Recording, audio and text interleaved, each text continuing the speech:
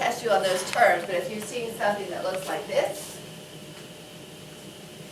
all right, that is a gene from one parent that's dominant, and that's the gene from the other parent that's recessive. This would be on one chromosome, this would be on another chromosome.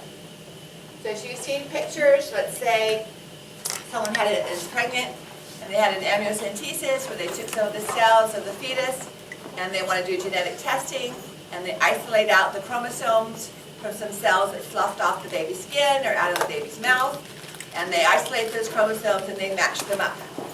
And you'll have 23 pairs of squiggly structures that geneticists knew were chromosome 1 and 2 and 3 and 4. And one will be the fathers and one will be the mothers. Okay, the geneticists can't tell by looking at which is which, but they know which pair got together. Chromosome 23 are the X and the Y chromosomes, and that's how they can tell you you're having a baby boy. Okay? So that's what we mean by in.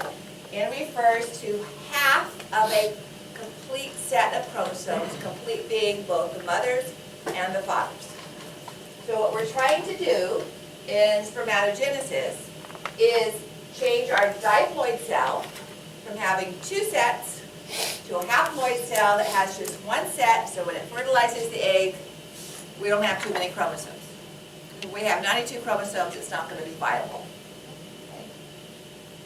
Sometimes that separation doesn't occur, and you've probably heard of Down syndrome, the old term, where chromosome 21, trisomy of 21, one of them didn't separate, so the sperm or the egg had two of that particular chromosome instead of just one. It was added to the other parent's chromosome, and you get three of that chromosome 21 instead of just the two. Okay? So the whole purpose of this is to reduce this number so we have just N.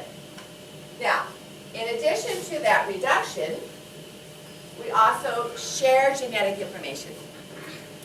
So this can get a little complicated trying to think about it, but it's not a difficult concept if you take it slowly. Within these chromosomes, and let's say this will be the, I don't care, chromosome 10 from the father in the sperm. So this is the male, all right? This chromosome came from this male's father, who will be the baby's grandfather on the father's side, right? Paternal grandfather. This chromosome source is the paternal grandfather of our new infant. Here is the contribution of chromosome 10 from this man's mother. Okay? So if you're a guy, this particular chromosome, you've got one from your father and one from your mother. If you have a kid, all right, that's how it gets its grandparents' genetics. So this would be the paternal grandmother of the new baby. All right? Now, when we do our separation, and our sperm is going to end up with either this chromosome, because remember these cells divide, we're getting from 2N to N. This is 2N, okay, and N. So the sperm is going to have either this or that one, right? It's not going to have both if we do our meiosis correctly. I'll show you the process of how that happens. Now, that's fine, but it doesn't provide as much genetic diversity as if we were to exchange the genetic information. So part of the process of changing these genes is that part of this chromosome is exchanged with part of this chromosome. Totally random. As to which part. So now this chromosome in the mature sperm is going to be primarily probably from the paternal grandfather grandfather is going to have some of the grandmother's chromosomes. Okay, that's how a kid can look like both the grandfather and the grandmother. Otherwise, that wouldn't happen. Okay, and or this sperm, this chromosome, do that. So this process is called crossing over. It's totally random. In fact, sometimes it barely happens at all.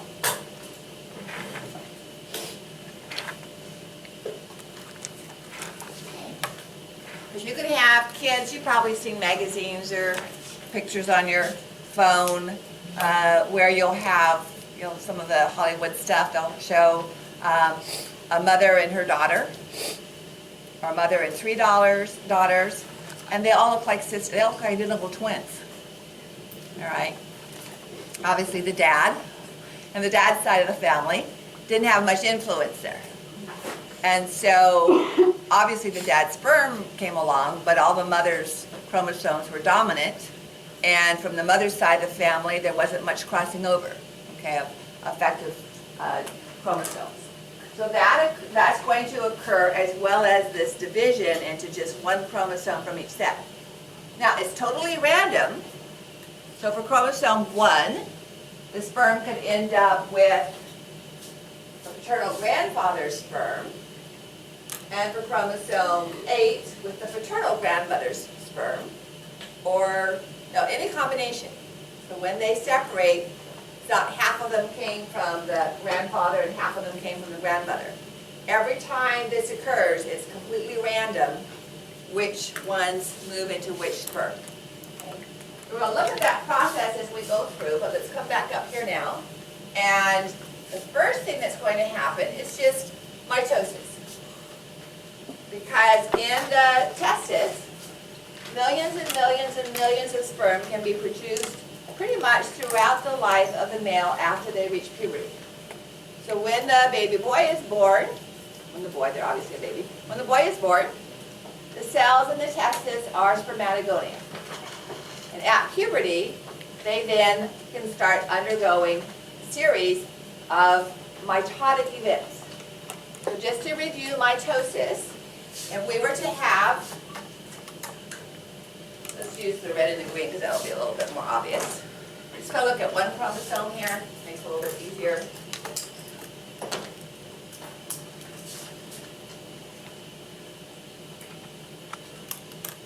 So let's say this is chromosome 23, okay, the X and the Y chromosome, which this is a guy, so obviously his spermatogonia are going to have X and Y chromosomes.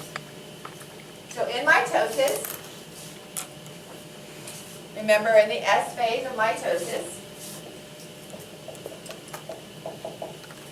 each of the DNA chromosomes replicate, and so we end up with sister chromatids of this chromosome and sister chromatids of that chromosome, right? In metaphase, they line up.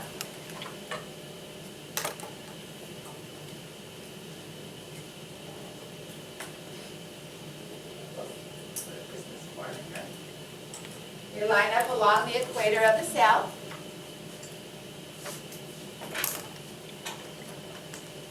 So we have metaphase. Microtubules growing out from the centrioles attach, and we separate them. So we end up with this chromosome in this cell, and this chromosome in this cell.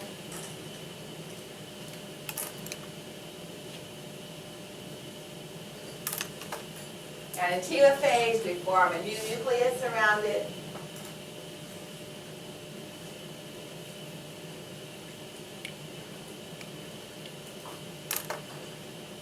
And we have identical daughter cells. The key difference in meiosis and mitosis is in this step right here, in the association of the sister chromatids. So with mitosis, we end up with more of the same. We form 2 more diploid cells. one of these, or both, will remain capable of doing mitosis again. Typically one remains a spermatogonia, and the next day or 4 days or a month can undergo mitosis. The other spermatogonium starts meiosis. Now, some textbooks will say one spermatogonium can result in 8 spermatozoa because they're including both cells. It can divide, and then that cell forms 4 spermatozoa and the other cell forms spermatozoa. So each of these spermatogonia are going to form 4 spermatozoa. Well, if you say that, you might as well go on an infinity because this cell can divide and form more spermatogonia. So where do you stop? So I typically just say this cell is going to form spermatogonia and do its mitosis. This cell will follow, so we go to 4 spermatozoa. Right? So one spermatogonium will form 4. Otherwise, you might as well just use an infinity number because if you're including the mitotic events, you can go on and on and on. So now let's look at what happens to the one spermatogonium that at this time is going to go on through spermatogenesis. So we're going to take this cell, bring it up here, and this is now the spermatogonium we're looking at. It's undergone mitosis already, and we have one of our daughter cells, still a spermatogonium, still a diploid cell. Okay? But now it's going to move into meiotic division. And meiotic division, as I described in the lecture notes, still follows the prophase, metaphase, anaphase. I'm not going to focus on that, all right? Whether it's the cell in secondary prophase or the secondary anaphase or whatever, I just want you to look at what happens to the chromosomes. So, first thing that happens as it goes into meiosis is it duplicates, replicates its chromosomes again. All right, so we're going to form sister chromatids. I'm going to leave the cell membrane, nuclear membrane out of this. So here is a sister chromatid that we saw before. And here's the other one. Notice the difference? That 2 pairs of chromosomes, when they replicate, are attached to each other. That's a key difference in this first replication of chromosomes for meiosis as compared to mitosis. So to use the colored pens,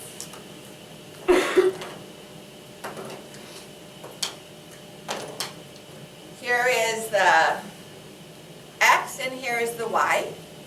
In mitosis, the X replicates and forms a sister chromatid. The Y replicates and forms sister chromatids. They line up at the equator. Anaphase occurs, and they separate, and we have 2 daughter cells that look the same. They have an X and a Y in each cell. That's what I just diagrammed on the board. Okay. Now in meiosis, the 2 X's replicate. I don't remember which was which. The red was Y. The what? The red was Y. Okay. The 2 X's replicate, the 2 Y's replicate, but then they attach like this. Okay? So we have this appearance in meiosis in our primary spermatocyte. So this is what is happening in a primary spermatocyte. We have this replication.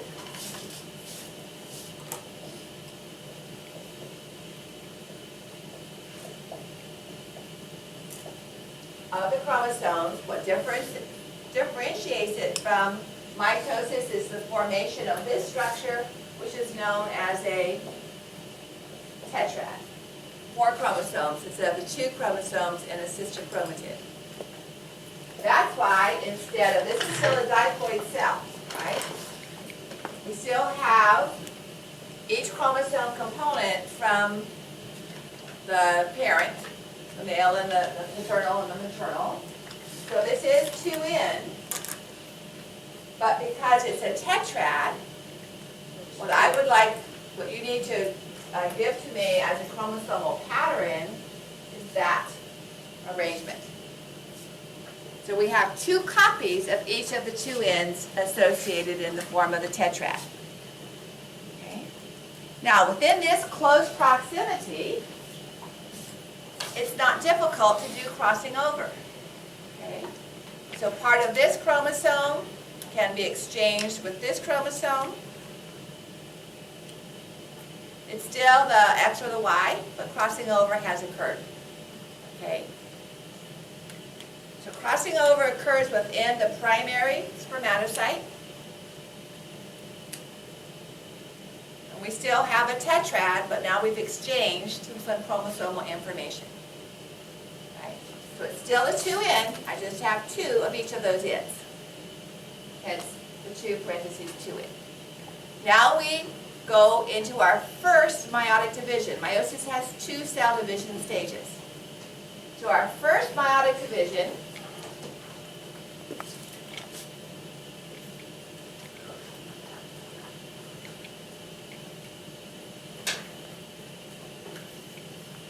we separate the tetrad, and we're going to have, again back to our pens. So here's our tetrad. Now we separate. Notice, all of a sudden, I no longer have an X and a Y in the cell. I have an X in this cell and a Y in this cell. So I'm no longer diploid.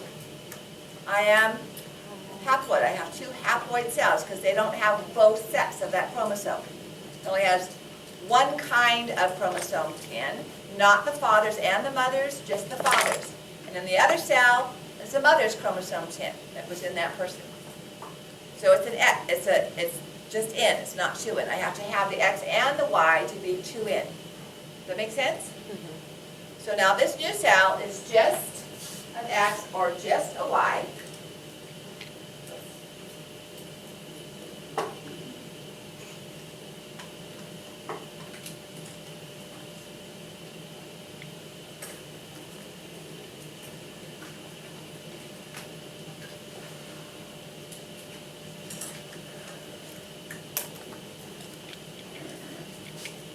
So this is a secondary spermatocyte.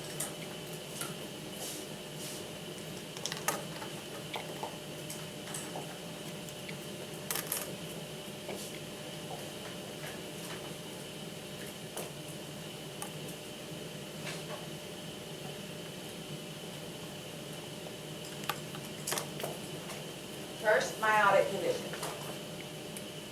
This cell is now a haploid.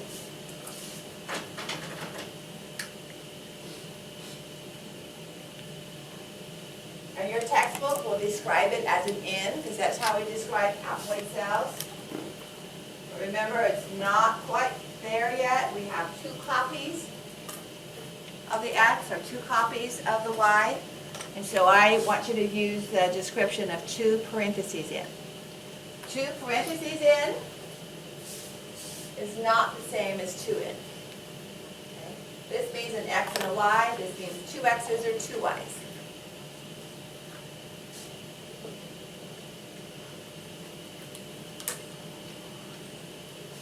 So if I were to put that up there, X, Y.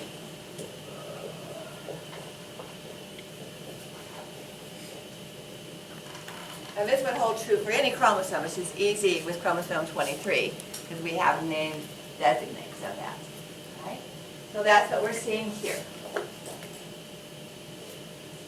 This is the cell that doesn't stay very long before it enters the second meiotic division. So again, we can diagram it, but we don't see it in the histology of the microscope.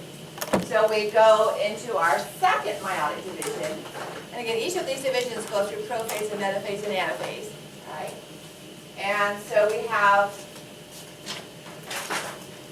one cell with that chromosome, one cell with that chromosome.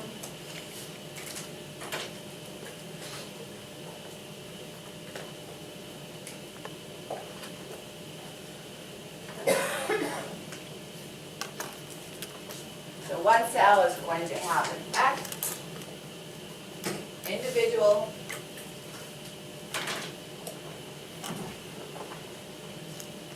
and this is our spermatid. Okay.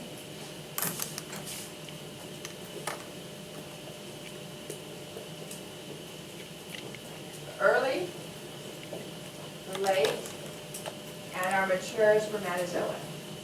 We no longer undergo any further meiotic divisions.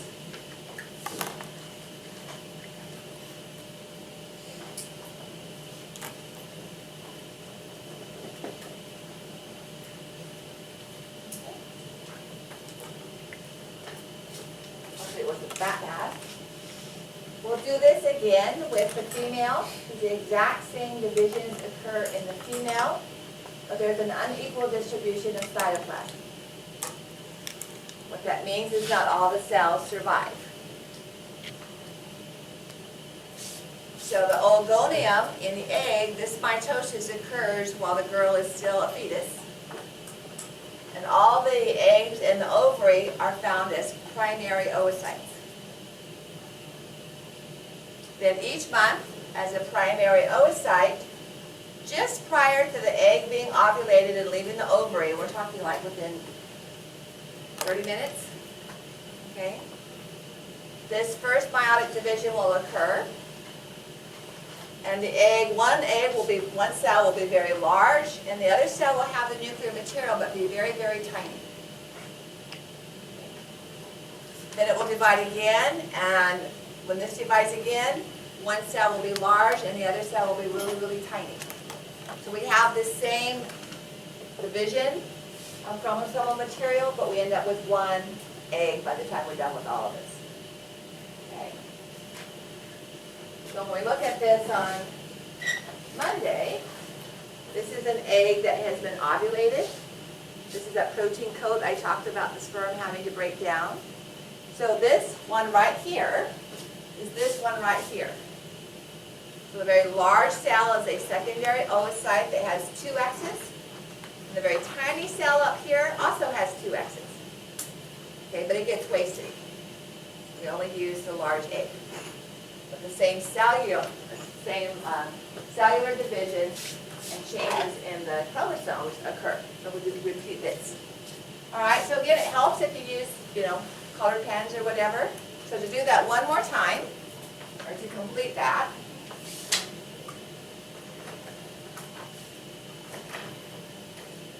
so in our yes. So at this point when we're at the spermatid, we're just at N. Uh-huh. And then do we have a name for that? Or Okay, like let me- diploid and haploid? So this would still be haploid. But at this point now, it's just N. Okay. So our primary spermatocyte is a tetrad with the 2 sister chromatids attached to form 4 chromatids. That's the tetrad. Chromatic exchange can occur in crossing over. So primary spermatocyte. First meiotic division, separation of the tetrad. One sister chromatid set goes to one cell, the other sister chromatid set goes to the other cell. So these are now secondary spermatocytes that are haploid, but have double copies, so this is 2 parentheses in. Then we have our second meiotic division. You take one. And can you take one? So now each one has just one and one copy of one. So now these are the spermatids or the late spermatids or the spermatozoa that are haploid but only one copy, so they are just in. Okay? Now when this fertilizes egg, it's going to have another X, and we're back to 2N again. All right? Thanks. So the only time that we're going to use these chromosomal patterns are in oocytes or spermatocytes that are past the spermatogonium stage. So you will have this on the lecture exam.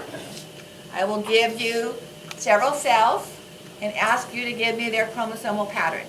And like your homework, I'll give you the choices. N, 2N, 2 parentheses, 2N, 2 parentheses in. So the interstitial cells are what?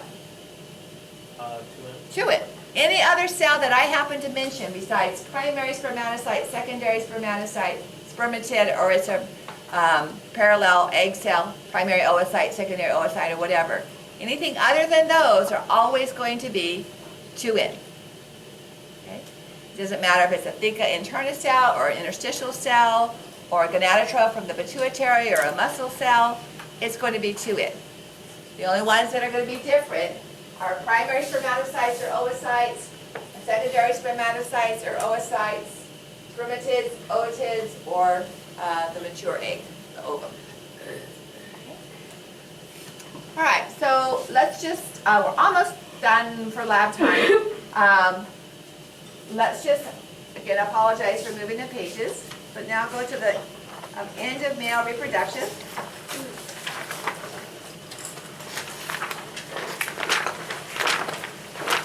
Page 82. I have it in correct sequence on my notes here. So this change here is the spermiogenesis. Okay, so we've already finished meiosis. And now we take the spermatid and undergo the changes where it looks like spermatozoa. That's all cellular organelles, losing mitochondria and Golgi and all that kind of stuff. That's the spermio. The spermato is what we drew on the board for meiotic division. Okay, you guys get to use autonomic nervous system again. So I'll go through this slowly. Okay, we'll look at it again briefly tomorrow when we do the female, because it takes a little bit of exposure to this. Can I erase the board? You guys have that?